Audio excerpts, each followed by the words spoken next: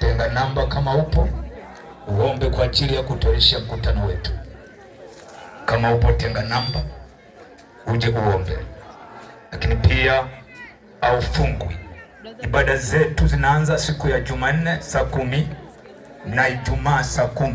Ijumaa ni siku ya maombi na maombezi. Kama una tatizo lolote limeshindikana, njoo hapa kwenye vipindi hivyo, utafunguliwa. Yesu mtenda maajabu atakuponya. Lakini Jumapili saa 3:30 tunaanza ibada.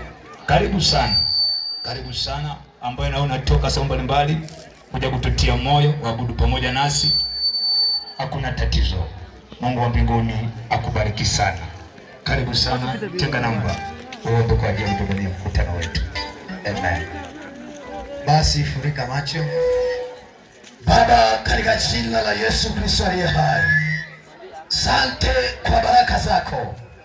Watoto wako wamesikia neno vizuri Baba, kupitia neno hili Baba, likazae lisikawe la kupita tu. Hili neno Bwana, tukaone matunda, kila mmoja anatawanyika kwenda nyumbani. Baba, neema yako ifuatane pamoja nao, maana Biblia inasema ya kwamba Bwana, malaika wangu atakutangulia. Ninaomba Bwana, malaika wako akamtangulie baba huyu pamoja na mama huyu. Neema yako ikawe pamoja nao.